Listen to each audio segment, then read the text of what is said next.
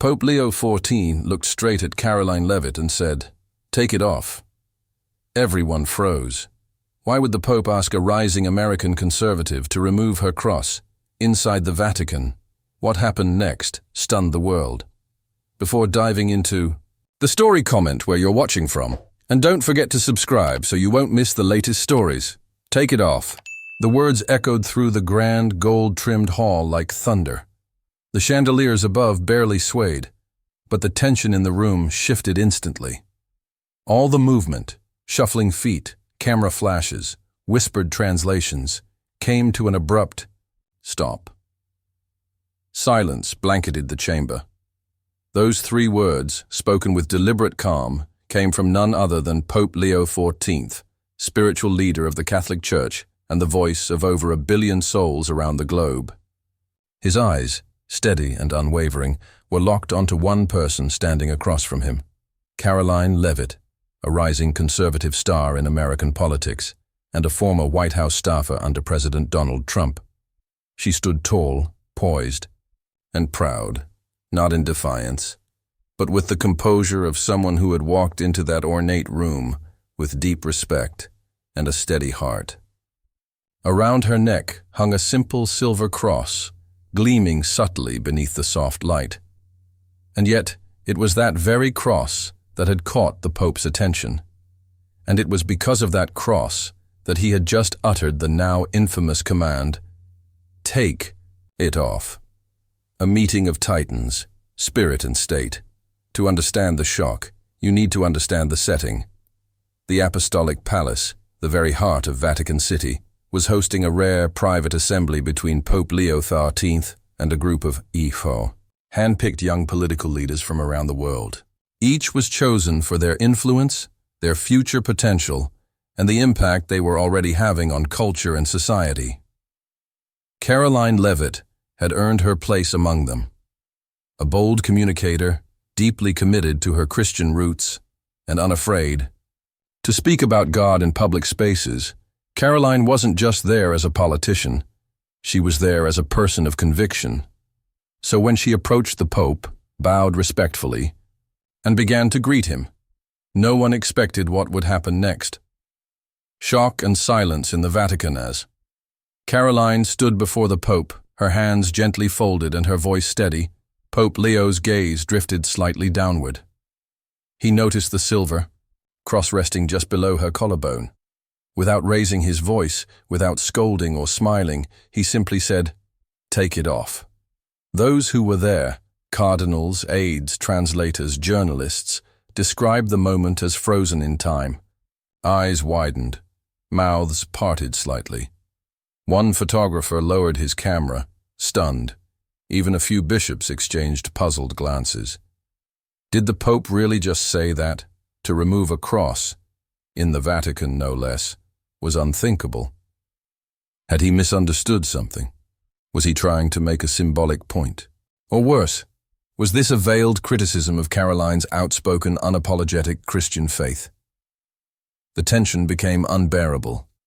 Karoline's response: dignity. Under pressure. Karoline blinked. She wasn't offended, but she was visibly confused. This wasn't an adversary. This wasn't a debate stage. This was Pope Leo XIV, the Holy Father, a man she respected deeply. She took a slow breath. Then, in a calm and respectful tone, she asked, "Your Holiness, may I ask why?" The entire room seemed to lean in. What would he say? Would he backtrack? Would he explain? Pope Leo didn't waver. In fact, he stepped forward. The Pope's unexpected gesture. What happened next turned the moment from confusion into history.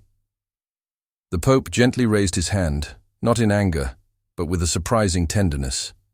Karoline, moved by the grace of the gesture, unclasped the necklace and placed the cross in his outstretched palm. He looked down at the cross for a long moment, holding it carefully. His eyes closed briefly. Then he lifted it high in front of the room and spoke in a voice that carried not force, but deep clarity. This cross is not decoration. It is not a badge. It is a symbol of blood, of suffering, of redemption. 2. Many wear it for fashion. Too few carry it with meaning. But this young woman carries it not for show, but for truth. Gasps were heard. A few tears welled up in eyes. Cameras began clicking again, this time with reverence, not confusion. The Pope turned to Karoline and handed the cross back, saying, "Now wear it again. Not because I say so. Wear it because you know exactly what it stands for. And live it. Not here in the Vatican, but out there in the world." A symbol, reclaimed, a message delivered. Karoline, visibly moved, reclasped the cross around her neck, this time not just as a sign of faith, but as a renewed mission. A hush remained over the room, but it was no longer confusion. It was awe. The Pope's act had been bold, unexpected, even controversial. But it was undeniably powerful.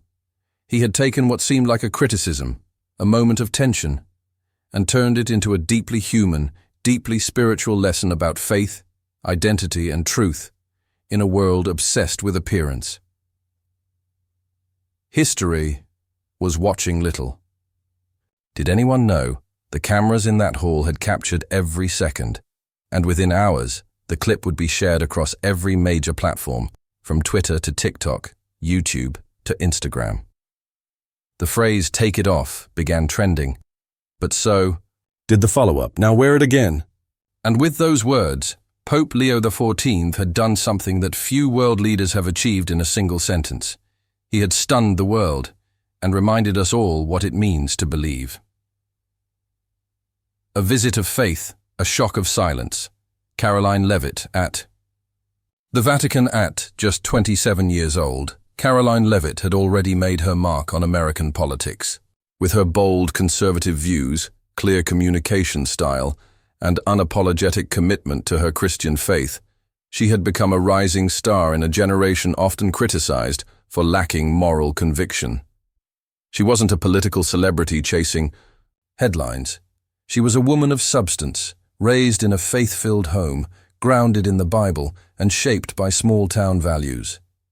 In a world that often blurred truth and compromise, Karoline had always made one thing clear: God comes first. She often spoke about prayer, her belief in divine providence, and how her faith was her anchor during turbulent political battles. She wasn't afraid to talk about Jesus on national television or challenge secular narratives that pushed Christianity to the margins. For many young Americans of faith, she was a voice they didn't know they needed. So when she received a rare invitation from the Vatican to join a special delegation of emerging global leaders, she saw it not just as an honor, but as a divine opportunity. The gathering of the next generation. The Vatican had organized an extraordinary event, one that brought together young minds shaping the future. From tech entrepreneurs to climate activists, diplomats to non-profit founders, the group was diverse in thought, culture, and belief. But among them, Karoline stood out. Not because she was louder or flashier, but because she carried herself with a kind of quiet confidence that only comes from deep-rooted convictions. She wore a tailored white blouse, a navy blazer, and around her neck, a simple silver cross that had been gifted to her by her grandmother. That cross wasn't just a fashion piece. It had meaning. It was a reminder of her values, her family, and the suffering of the one who gave his life on the cross. As she walked through the majestic corridors of the Apostolic Palace, her steps echoed softly against marble floors that had seen emperors, saints, and centuries of history. She felt humbled, excited, and curious about the meeting ahead. This was the Vatican, the heart of her faith. And at the center of it all stood Pope Leo XIV, a man she admired deeply, known for his humility, intellect, and unexpected boldness. An unexpected moment. The room where the private audience took place was grand but peaceful, draped in deep, red, gold leaf accents, and sunlight filtering through stained glass. Cardinals lined the walls, press aides stood by, and cameras were discreetly stationed. When Karoline's turn came to step forward, she did so with respect and calm. She bowed her head gently and extended her hand as the Pope offered his own.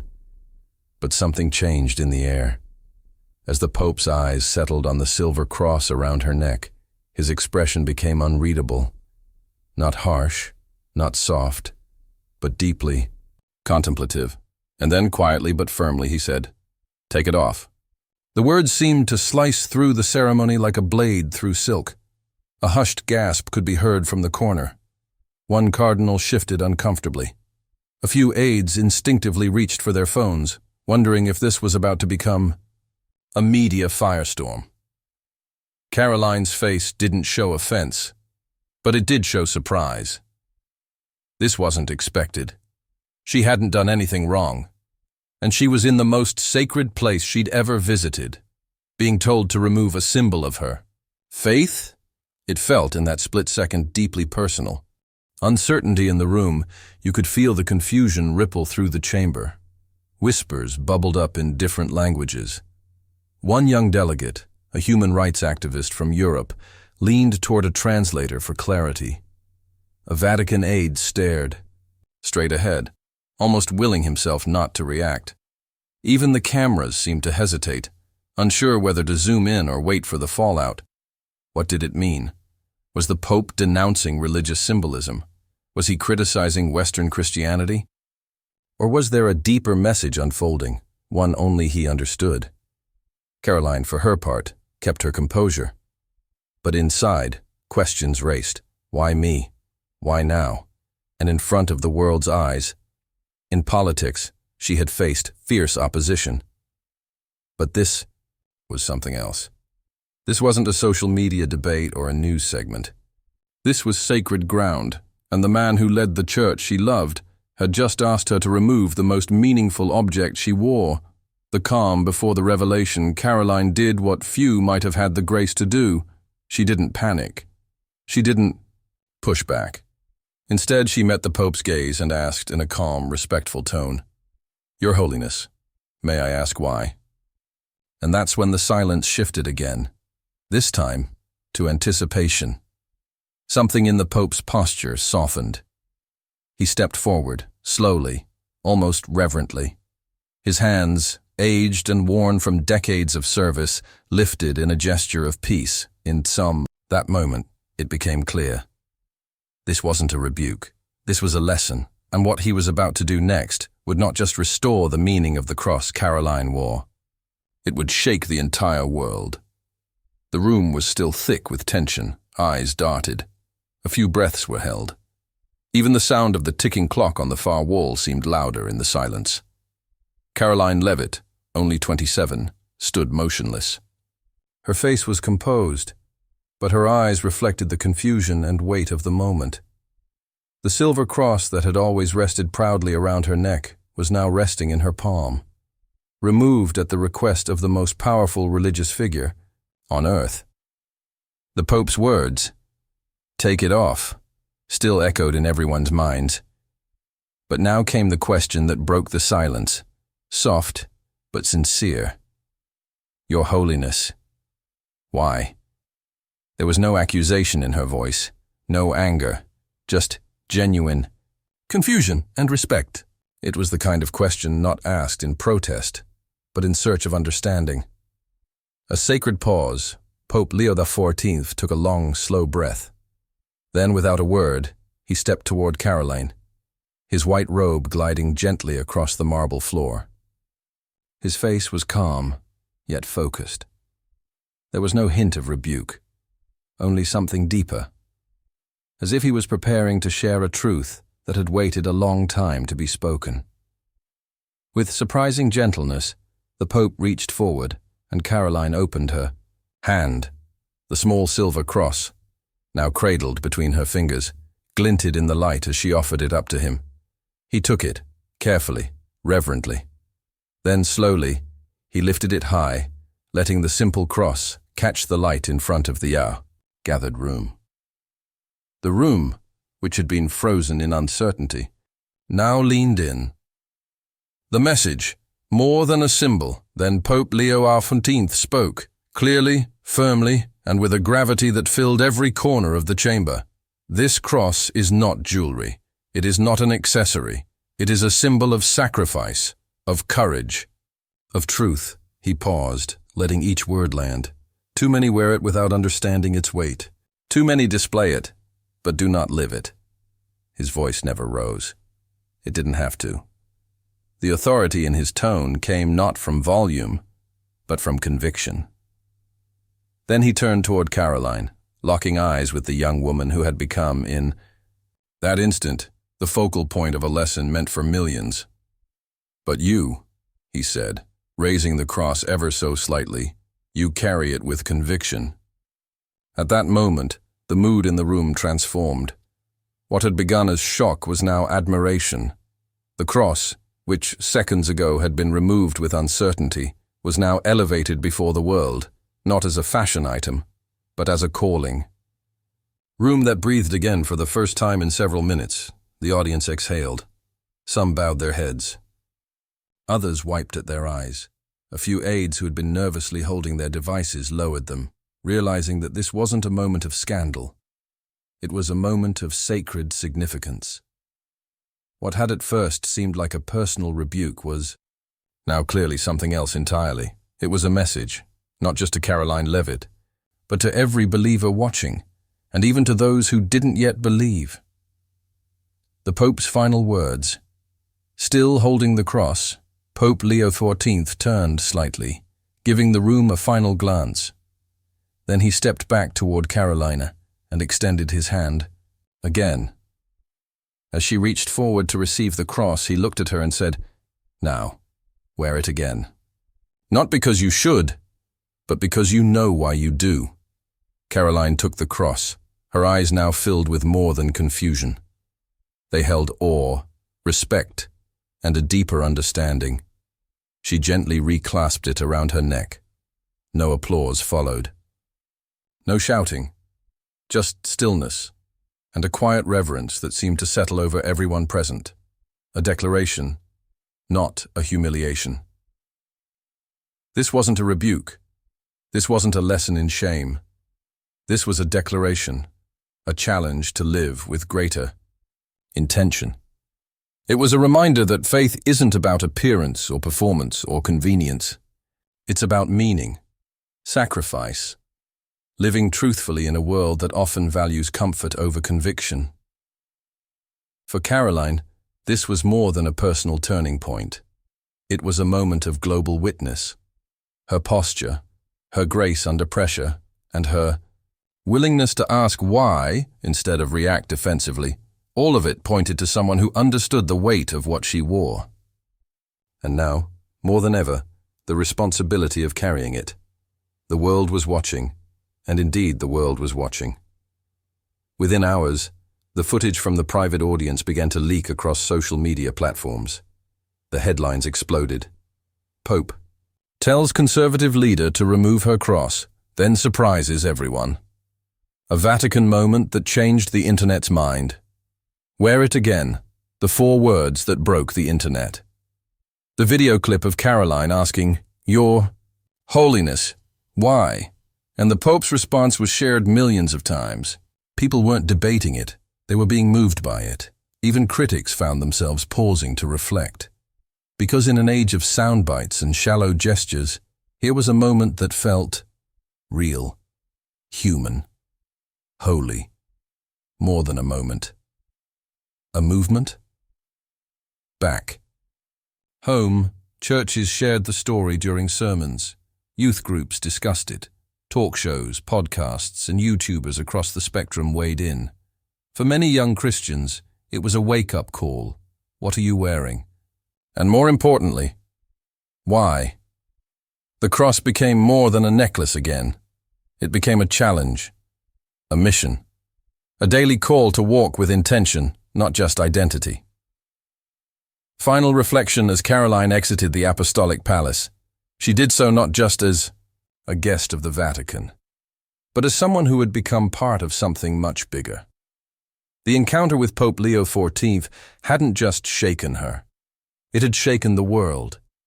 And in a time when silence is often safer than truth, one quiet question Your Holiness, why? Had unlocked a message that would echo far beyond Rome. The ripple effect. When one moment shakes the world, the moment was too powerful to remain behind Vatican walls. Within just hours of the private audience, the Vatican's media office released an official video, short, polished, and unedited in its message. It showed everything: the silence in the room, Karoline's poised reaction, Pope Leo XIV lifting the cross, and the lesson that followed. It wasn't flashy. It didn't need music or effects. The rawness of the moment spoke louder than any production could. But what happened next, no one expected. A global explosion.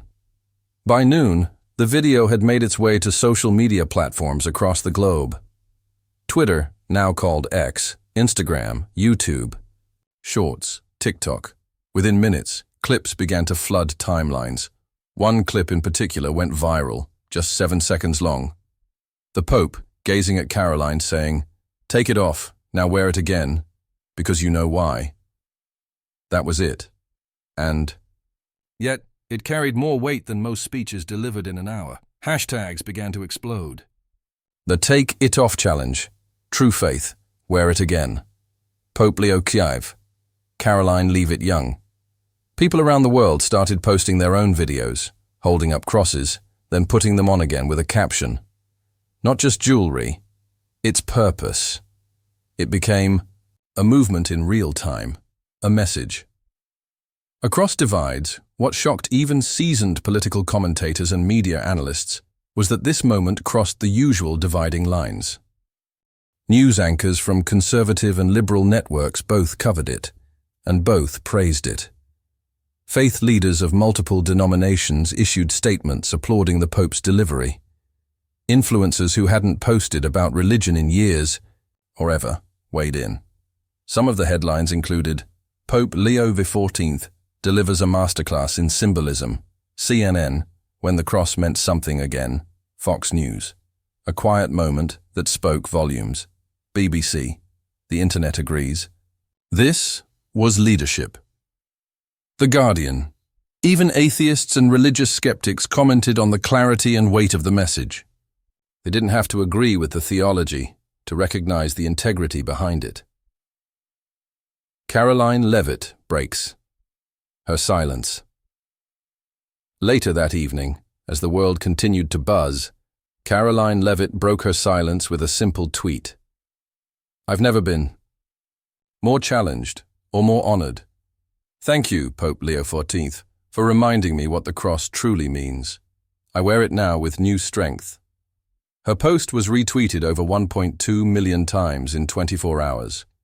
Replies poured in from pastors, celebrities, parents, teachers, and young followers who saw her not just as a politician, but as someone who stood strong in a moment of global pressure. Some responses read, "That's grace under fire." Finally, a public figure who wears their faith and means it. This wasn't about religion. This was about meaning, and we need more of it. The deeper meaning. Behind the moment, at its core, the message wasn't complicated. It was something simple, but profound. Faith is not fashion. Christianity is not a brand.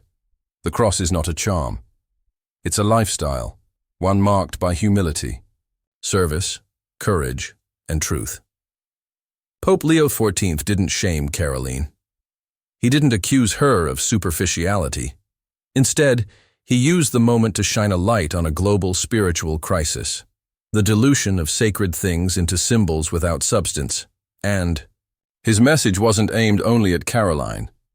It was for the pastors preaching without conviction, for the believers living in fear of judgment, for the youth who feel pressured to perform their faith for likes and shares, for the world that has forgotten the cost of the cross. Churches respond. Around the world, the effect wasn't limited to social media. Churches across the US, Europe, Africa, and South America reported surges in attendance the following Sunday. Youth pastors used the story in sermons. Bible studies started using True Faith as a teaching series title.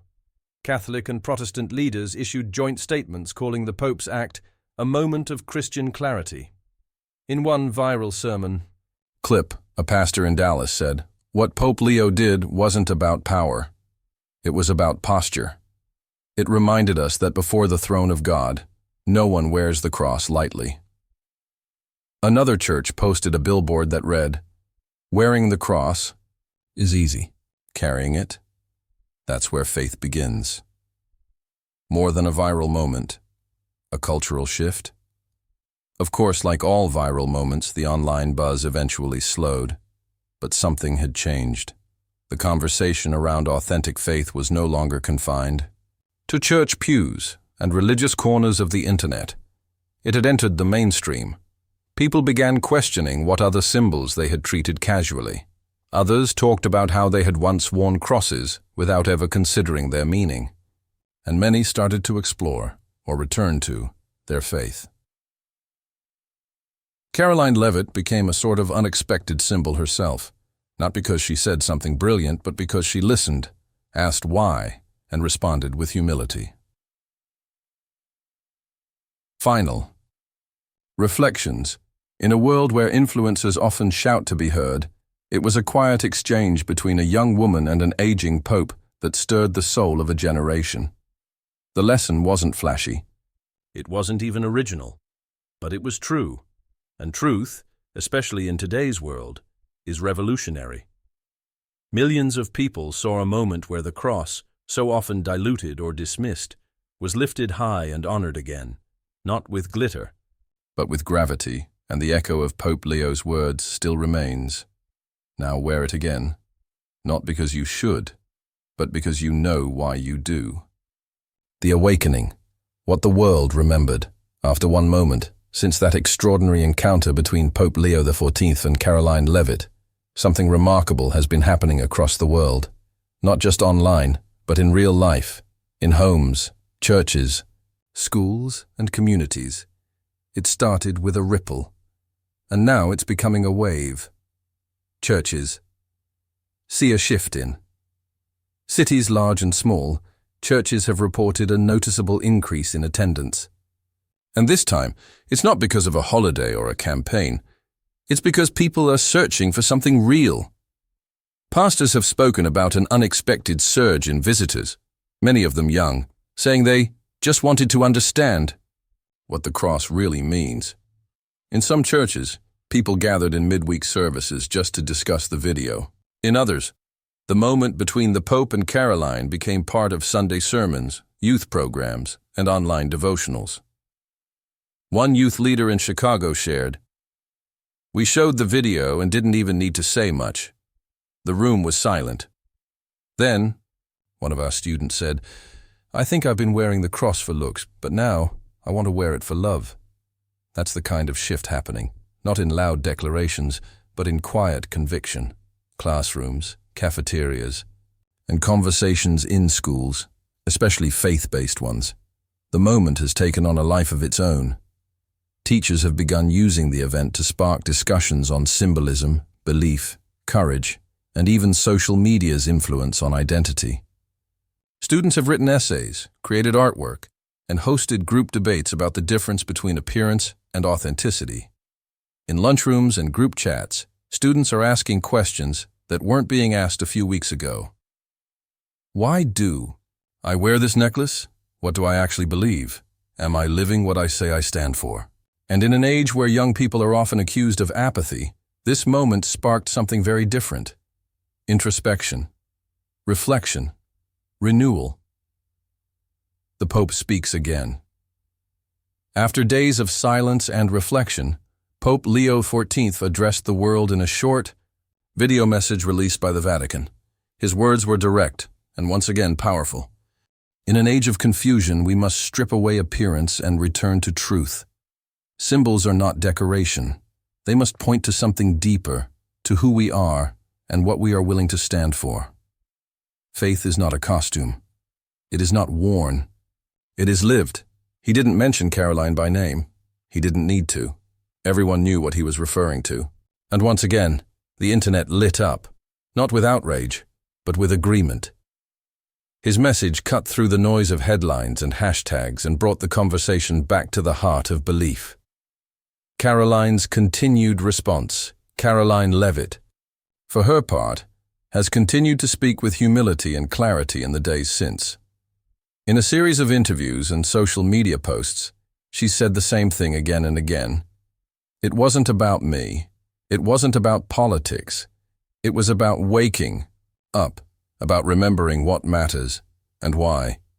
She's even reported receiving thousands of messages from teenagers, moms, veterans, and even former critics, thanking her for how she handled the moment. Many said the same thing. You reminded me why I believe, from necklace to mission, and that, perhaps, is what makes this story so unique. Because it began with a necklace, a simple cross hanging around a young woman's neck. But it became a mission, a call to everyone who saw it to look deeper, to ask harder questions, to take their faith, whatever it may be, from surface level to soul level. The Pope didn't shame. Karoline didn't argue. There was no confrontation, no shouting, no viral gotcha. What the world saw instead was something rare and holy. A young leader willing to listen, an old shepherd willing to teach, and a global audience willing to feel something real, maybe for the first time in a while. Beyond Catholicism, a message. For all believers, though the moment happened in the Vatican, and though it involved the Pope, this wasn't just a Catholic moment. Believers across all denominations, evangelicals, Protestants, Orthodox Christians, and even those exploring faith for the first time, connected to the heart of the message. Belief is not performance. Faith is not fashion. The cross is not a necklace. It's a mission. That mission? To live with purpose, to walk in truth, to carry conviction, not just display it. The moment that moved the world. What started as a potentially controversial headline, Pope tells young politician to remove her cross, became something far greater. It became a mirror for the modern world. A moment that asked us all, what symbols do we wear without meaning? What truths have we forgotten in the rush to appear holy? What would it look like to actually live what we claim to believe? That's why this story didn't die after a news cycle. It lived on, in pews, in podcasts, in prayer groups, and personal journals, in quiet moments when someone picks up their cross necklace and pauses to think before they put it on. Final words in a time of division, distraction, and digital overload. The world watched one quiet moment of clarity and remembered what truth looks like.